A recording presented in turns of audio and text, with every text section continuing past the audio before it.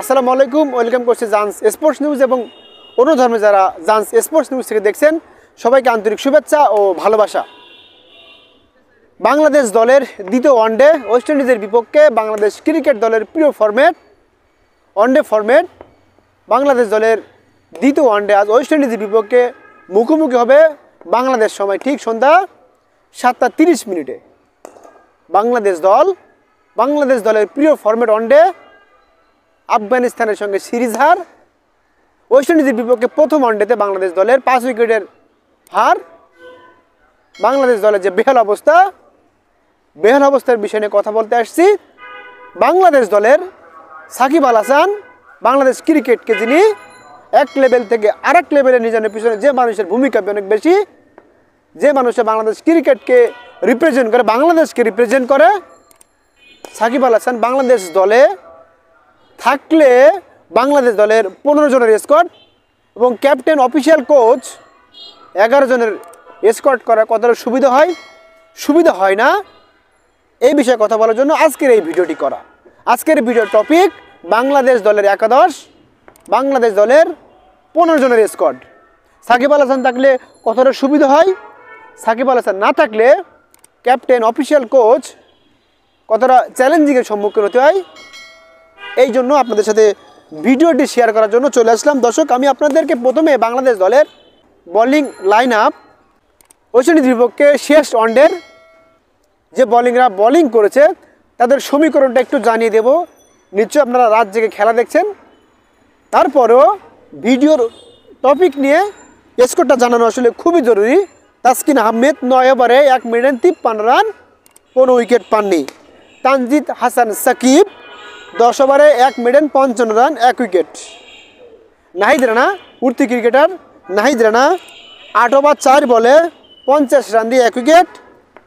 রিশাদ হোসেন 9 ওভারে 49 রান, কোনো মিডেন নেই, 1 উইকেট।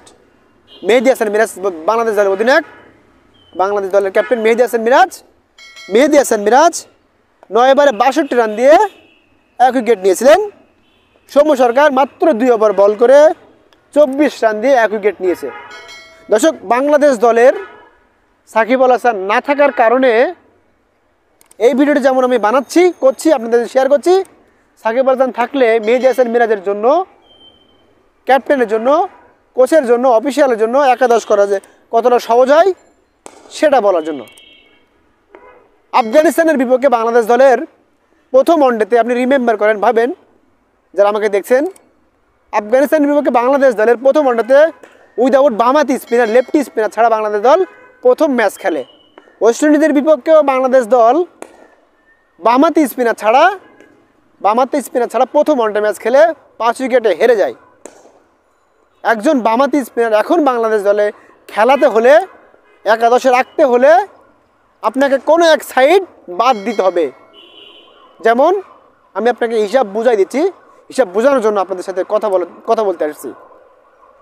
যদি সাকিব আল হাসানের রিপ্লেসমেন্ট বাংলাদেশ দলের স্কোয়াডে এখন আছে নাসুম আহমেদকে যদি আপনি খেলান, সেক্ষেত্রে একজন পেসারকে বাদ দিতে হবে। আপনি যদি স্পিনার যদি আপনি ইন করেন তাহলে আপনাকে একজন পেসার বাদ দিতে হবে। সেক্ষেত্রে আপনাকে হয়তো বা তানজিদ হাসান সাকিবকে বাদ দিতে হবে, নয়তো বা তাসকিন আহমেদ, নাহিদ রানা কিংবা মেহেদী হাসান মিরাজ নিজেই ড্রপ করতে হবে। কারণ মেহেদী হাসান মিরাজ, সাকিব আল হাসান যখন খেলতেন কন্টিনিউয়াসলি একজন লেফটি রাইটি স্পিনার বাংলাদেশ দলে কন্টিনিউ খেলতো। সাকিব আল হাসান না খেলাতে একজন বাড়তি পেসার কিংবা আপনি যদি 4 জন পেসার খেলান, বাংলাদেশ দলে 4 জন পেসার খেলান, সেক্ষেত্রে আপনাকে একজন মিডল অর্ডার ব্যাটসম্যান বাদ দিতে হবে, হয়তো বা জাকির আলী অনিক, না হলে মাহমুদুল্লাহ রিয়াদ। সেক্ষেত্রে আপনি সৌম্য সরকার, লিটন কুমার দাস, তানজিদ হাসান তামিম, তাদেরকে নিশ্চয় আপনি বাদ দিতে পারবেন না। সেক্ষেত্রে সাকিব আল হাসানকে যদি আপনি বাংলাদেশ দলের স্কোয়াডে রাখেন, সেক্ষেত্রে একজন পেস বলার কম নিয়ে সাকিব আল হাসানকে আপনি খেলাতে পারেন। সাকিব আল হাসান যখন বাংলাদেশ দলে খেলতেন, আমার কথাটা একটু বড় হতে পারে, একটু বেশি হতে পারে, সাকিব আল হাসান যখন বাংলাদেশ দলে খেলতেন, বাংলাদেশ দলের 11 জন জায়গায় 12 জন ক্রিকেটার খেলতেন। আপনি নিশ্চয়ই এখন হাড়ে হাড়ে বুঝতে পারছেন। আপনি বুঝেন মনে হয়, আপনার বোঝাও দরকার, আপনাকে বুঝতেও হবে। কারণ Shakib Al Hasan batting, bowling, fielding 3 ডিপার্টমেন্টের সুপারম্যান, সুপারস্টার। যখনই আপনি একজন লেফটি স্পিনার বাংলাদেশ দলের ঢুকাতে চাইবেন, আপনাকে একজন পেস বোলার কম নিয়ে খেলতে হবে, না হলে একজন মিডল অর্ডার ব্যাটসম্যান কম নিয়ে খেলতে হবে।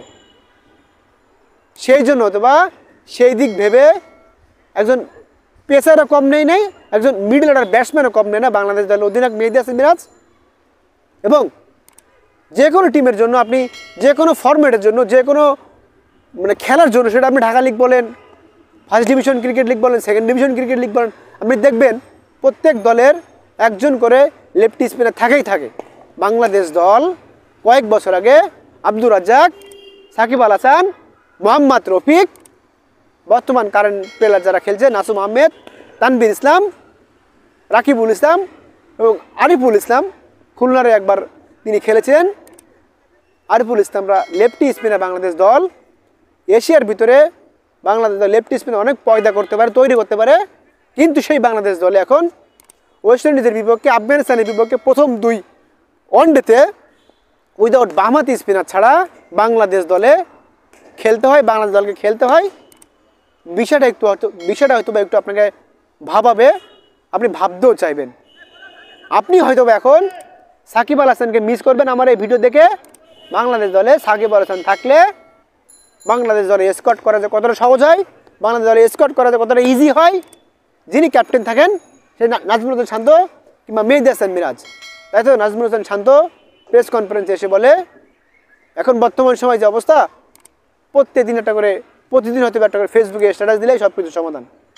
বাংলাদেশ দলের সেরা ক্রিকেটার সাকিব আল হাসানকে যখন ক্যাপ্টেন পাবেন না, একজন অলরাউন্ডারকে যখন ক্যাপ্টেন পাবেন না, তখন ক্যাপ্টেনের এই কথাটা আসাটা স্বাভাবিক।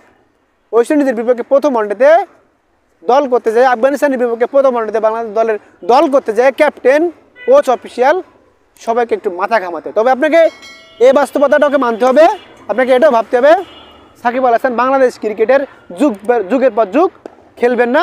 সাকিব আল হাসান তাকে শেষ করতে হবে, লিজেন্ডদের শেষ করতে হয়, লিজেন্ডদেরও শেষ করা দরকার, লিজেন্ডদের শেষ করতে হয়ও, লিজেন্ডদেরও শেষ হয়।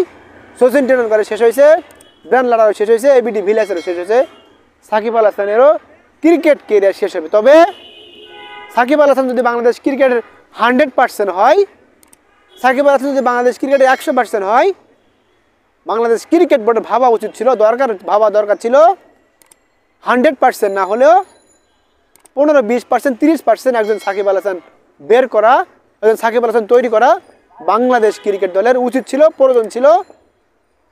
না হলে বাংলাদেশ দলের যে কোনো প্রতিপক্ষের বিপক্ষে লেফটি স্পিনার ছাড়া স্কট করতে হবে, লেফটি স্পিনার ছাড়া খেলতে হবে।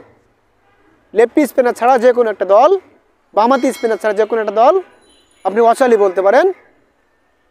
লেফটি স্পিনার ছাড়া, বামহাতি স্পিনার ছাড়া কোনো একটা দল ভাবার কোনো অবকাশ নেই, ভাবা যেন অসম্ভব।